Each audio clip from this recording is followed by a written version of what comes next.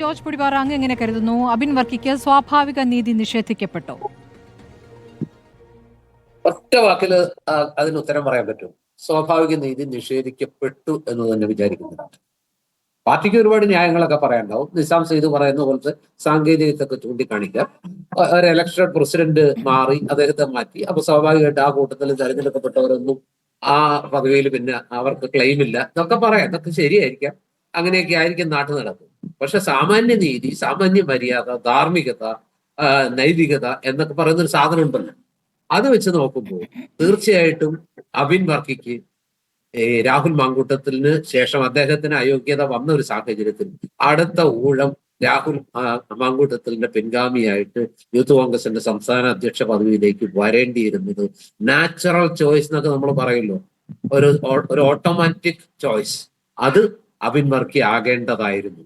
അങ്ങനെ ആകാതിരിക്കാൻ ഒരു ചോദ്യം ഉണ്ടല്ലോ, ആകാതിരിക്കാൻ, അങ്ങനെ ആക്കാതിരിക്കാൻ അബിൻ വർക്കിക്കുള്ള അയോഗ്യത എന്ന് പറയാമോ? എന്റെ സുഹൃത്ത് നിസാം ചെയ്തു അദ്ദേഹത്തെ ആക്കാതിരുന്ന കോൺഗ്രസ് നേതാക്കളും അതൊന്ന് പറയട്ടെ. അബിൻ വർക്കിയുടെ അയോഗ്യത എന്താ? അദ്ദേഹം എന്ത് കാര്യത്തിലാണ് പാർട്ടിക്കെതിരെ ഏതെങ്കിലും ഘട്ടത്തിൽ സംസാരിച്ചിട്ടുള്ളത്? ഏത് ഘട്ടത്തിലാണ് പാർട്ടിയുടെ നിർദ്ദേശങ്ങൾ മറികടന്നിട്ടുള്ളത്?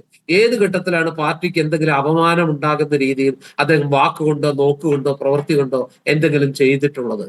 ചാനൽ ചർച്ചകളിൽ പാർട്ടിയുടെ മുഖമായിരുന്നു കൊണ്ട് പാർട്ടിയെ അവമതിപ്പുണ്ടാക്കുന്ന എന്തെങ്കിലും പ്രയോഗങ്ങൾ അദ്ദേഹം ചെയ്തിട്ടുണ്ടോ? അദ്ദേഹം ഒരു പോരുകോഴിയെ പോലെ വാദിച്ചിട്ടുണ്ട്, അതിശക്തമായി തന്നെ വാദിച്ചിട്ടുണ്ട്. പക്ഷെ എതിരെ ഇരിക്കുന്ന വ്യക്തിയെ അപമാനിക്കുന്ന രീതിയിൽ, ആ പ്രസ്ഥാനത്തെ അപമാനിക്കുന്ന രീതിയിൽ നാളെ അതൊരു ആരോപണമായിട്ട് അല്ലെങ്കിൽ ഒരു ആയുധമായിട്ട് പാർട്ടിക്കെതിരെ വിനിയോഗിക്കുന്ന രീതിയിൽ എന്തെങ്കിലും അദ്ദേഹം ചെയ്തിട്ടുണ്ടോ?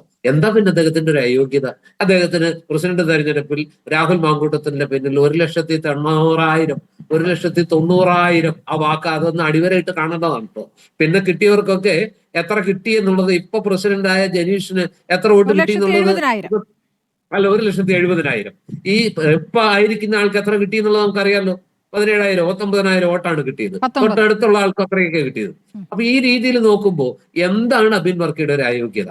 മാത്രമല്ല, ഒന്ന് ആലോചിച്ച് നോക്കണം, ഒരു ആരോപണമൊക്കെ വല്ലാതെ, ഞാൻ ജനീഷിനെ കുറച്ച് കാണുന്നില്ല, മിടുക്കനാണ്, എന്റെ ജില്ലക്കാരനാണ്, നല്ല ഭാവിയുള്ള ചെറുപ്പക്കാരനാണ്, അദ്ദേഹത്തെ കുറിച്ച് ആരോപണം.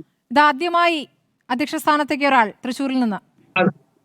തൃശ്ശൂര്, അതൊക്കെ ശരി തന്നെ. ഞാൻ അദ്ദേഹം ആയതിൽ എനിക്ക് ഒരു വിഷമവുമില്ല, ഉള്ളിന്റെ ഉള്ളിൽ സന്തോഷമുണ്ട്. പക്ഷെ അബിൻ വർക്കിയെ പോലെ ഒരാളുടെ അവസരം തട്ടിത്തെറിപ്പിച്ചിട്ട് അങ്ങേരെ നിഷേധിച്ചുകൊണ്ട്, അങ്ങേരെ തഴഞ്ഞുകൊണ്ട്, അങ്ങേരെ വനവാസത്തിന് അയച്ചുകൊണ്ട് അതായതിലുള്ളൊരു സങ്കടം മാത്രമേ ഉള്ളൂ. ഒന്ന് ആലോചിച്ച് നോക്കണം. ഇപ്പൊ രാഹുൽ മാങ്കൂട്ടത്തിൽ പ്രസിഡന്റ് ആയ സമയത്ത് പല ആരോപണങ്ങളും ഉണ്ടായി. അതായത് വ്യാജ വോട്ട് തുടങ്ങി, ഒരുപാട് വ്യാജ ID തുടങ്ങി, ഒത്തിരി ആരോപണങ്ങൾ വന്നു. ഏതെങ്കിലും ഒന്ന് അതിന്റെ പേരിൽ അതൊക്കെ ഉണ്ടാക്കിയിട്ടാണെങ്കിൽ തോൽവി ഏറ്റുവാങ്ങേണ്ടി വന്നത് ആരാ? അബിൻ വർക്കി. അതൊന്നും ഇല്ല എന്നെങ്കിൽ ഒരുപക്ഷെ ഈ 1,70,000 വോട്ട് വാങ്ങിയ അബിൻ വർക്കിക്ക് വേണമെങ്കിൽ പ്രസിഡന്റ് ആകാമായിരുന്നു. അങ്ങനെ എനിക്ക് ചിന്തിച്ചൂടെ? അങ്ങനെ അദ്ദേഹത്തിന് ചിന്തിച്ചൂടെ? ഈ കൃത്രിമവും അതുപോലെ തന്നെ ഈ പറഞ്ഞ കളവൊന്നും ഇല്ലെങ്കിൽ ഞാൻ ജയിക്കേണ്ടതായിരുന്നു, എന്റെ ജയമാണ് തട്ടിത്തെറിപ്പിച്ചത് എന്ന് പറഞ്ഞൊരു ആരോപണം ഉന്നയിച്ച് പൊതുമധ്യത്തിൽ വരാമായിരുന്നല്ലോ. രാഹുൽ മാങ്കൂട്ടത്തിലിനെ ഏതെങ്കിലും ഘട്ടത്തിൽ ഒരു ആരോപണം ഉന്നയിച്ച് പാർട്ടിയെയോ രാഹുൽ മാങ്കൂട്ടത്തിലിനെയോ യൂത്ത് കോൺഗ്രസിനെയോ അദ്ദേഹം പ്രതിസന്ധിയിലാക്കിയോ? ഏതെങ്കിലും ഒരു പത്രസമ്മേളനത്തിൽ അദ്ദേഹം ഇങ്ങനെ ഒരു ആരോപണം ഉന്നയിച്ചു. അതും മാത്രമല്ല, ഇതിന്റെ പേരിൽ ഏതെങ്കിലും പാർട്ടി ഏൽപ്പിച്ച ദൗത്യം, നിയോഗത നിറവേറ്റാതിരുന്നു.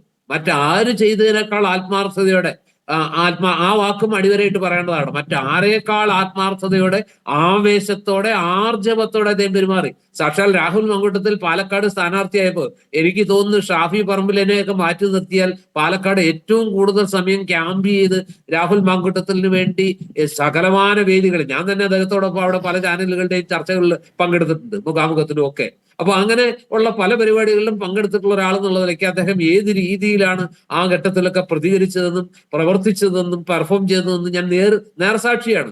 അതുകൊണ്ടാണ് ഈ സങ്കടം. അപ്പൊ അങ്ങനെയുള്ള ഒരാളെ ഈ തൊടുന്യായം അല്ലെങ്കിൽ ദുർബലമായൊരു ന്യായം പറഞ്ഞാണ് അദ്ദേഹത്തെ മാറ്റി നിർത്തുന്നത്.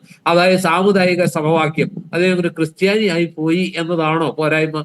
അതാണോ കോൺഗ്രസിന്റെ ഒരു പാരമ്പര്യം? പണ്ടൊക്കെ കാരണമായി കണ്ടാൽ പോരെ ശ്രീ ജോർജ് പൊടിയാറ? അടിസ്ഥാനപരമായി രമേശ് ചെന്നിത്തലയ്ക്കൊപ്പം നിന്ന യുവനേതാവ് എന്നതാണോ അദ്ദേഹത്തിന് ബ്ലാക്ക് മാർക്ക് ആയത് എന്നുള്ളതാണ്. അങ്ങനെയെങ്കിൽ രമേശ് ചെന്നിത്തല ഇപ്പോൾ അനഭിമതനാകുന്നത് എങ്ങനെയെന്ന ചോദ്യം കൂടിയുണ്ടല്ലോ. നമുക്കറിയാവുന്നതാണ്, ഒരിടയ്ക്ക് പ്രതിപക്ഷ നേതാവ് നല്ല ശക്തനാകുന്നു, പ്രതിപക്ഷ നേതാവ് ഉപതെരഞ്ഞെടുപ്പുകളിൽ യുവാക്കളുമായി ചേർന്ന് തെരഞ്ഞെടുപ്പ് വിജയിക്കുന്നു, അങ്ങനെ ഒരു മൂന്ന് പേർ ചേർന്ന ഒരു സഖ്യം എന്ന രൂപത്തിൽ കൂടി അത് വ്യാഖ്യാനിക്കപ്പെട്ടു. ആ രൂപത്തിലായിരുന്നു ഷാഫി പറമ്പിലും രാഹുൽ മാങ്കുടത്തിലും വി ഡി സതീശനും എന്ന രൂപത്തിൽ. ആ സമവാക്യം തന്നെ ചിതറിപ്പോയത് ഏത് ഘട്ടത്തിലാണ് എന്ന് നമ്മൾ കണ്ടതാണ്. അപ്പോൾ കൃത്യമായ നിലപാട് പ്രതിപക്ഷ നേതാവ് അവിടെ എടുക്കുകയാണ്. അതിനു മുൻപ് തന്നെ പ്രതിപക്ഷ നേതാവ് വാർത്താ സമ്മേളനം വിളിക്കുമ്പോൾ തൊട്ട് പിന്നാലെ അതേ വിഷയത്തിൽ പ്രതികരിക്കുക, അല്ലെങ്കിൽ പ്രതിപക്ഷ നേതാവിന് തൊട്ട് മുൻപ് തന്നെ ചില വിഷയങ്ങളിൽ ആദ്യം കയറി പ്രതികരിക്കുക, അങ്ങനെ ഒരു മത്സര സ്വഭാവത്തോടു കൂടി തന്നെ രമേശ് ചെന്നിത്തല രംഗപ്രവേശം ചെയ്യുന്നത് നമ്മൾ കണ്ടതാണ് ഒരു ഘട്ടത്തിൽ.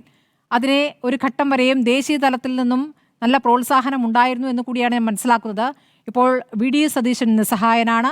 രമേശ് ചെന്നിത്തല അതിനുശേഷം രാജ്യത്തിന് പുറത്തു പോയി ചില അഭിമുഖങ്ങൾ നൽകിയതിൽ തനിക്ക് പണ്ട് ഉണ്ടായ വേദന, അതായത് പ്രതിപക്ഷ നേതൃസ്ഥാനം നഷ്ടപ്പെട്ട വേദന വീണ്ടും വീണ്ടും അദ്ദേഹം ഇങ്ങനെ ആവർത്തിച്ച് പറയുന്നു.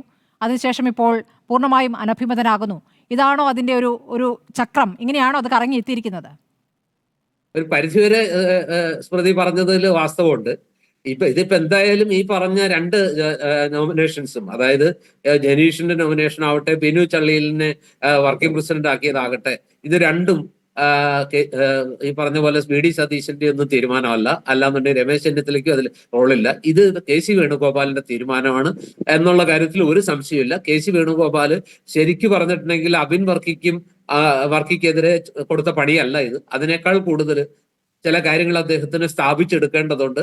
രമേശ് ചെന്നിത്തലയെ ബോധ്യപ്പെടുത്തേണ്ടതുണ്ട്.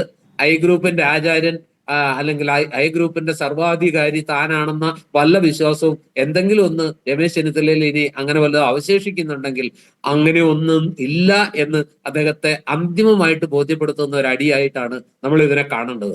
എന്തിനാണ് ഇത്രത്തോളം നിർണായകമായ തെരഞ്ഞെടുപ്പുകൾ നടക്കുന്ന സമയത്ത് ഈ മൂന്ന് ശക്തി കേന്ദ്രങ്ങൾ, നമുക്കറിയാം രമേശ് ചെന്നിത്തലയും അതുപോലെ തന്നെ വി ഡി സതീശനുമായിരുന്നു കേരളത്തിലെ പ്രധാനപ്പെട്ട രണ്ട് കോമ്പറ്റീറ്റേഴ്സ്.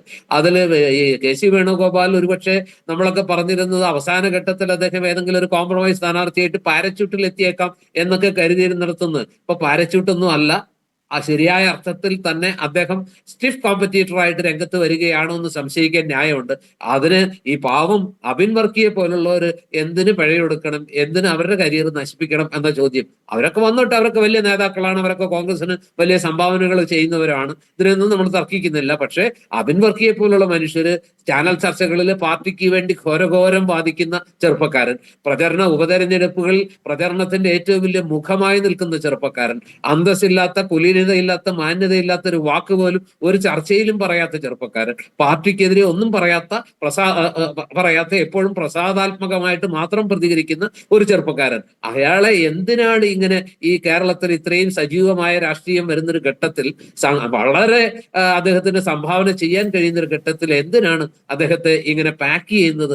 ഒരു ബോധമുള്ള പാർട്ടി അത് ചെയ്യുമോ? അല്ലെങ്കിൽ പാർട്ടി ഇങ്ങനെയാണോ പ്രവർത്തിക്കേണ്ടത് ഇതുപോലെയുള്ള നിർണായക ഘട്ടങ്ങളിൽ എന്ന ചോദ്യമാണ് എന്റെ മനസ്സിൽ ഉയരുന്നത്. ജനീഷിനോട് വീണ്ടും പറയുന്നു, ജനീഷിനോട് ഒരു വിരോധമില്ല, സ്നേഹം മാത്രമേ ഉള്ളൂ.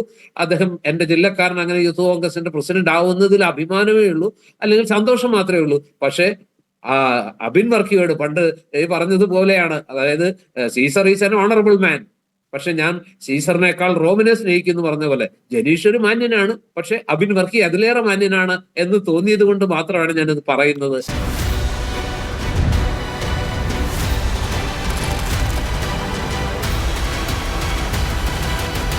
ഡിബേറ്റ് വിത്ത് സ്മൃതി പരുത്തിക്കാട്.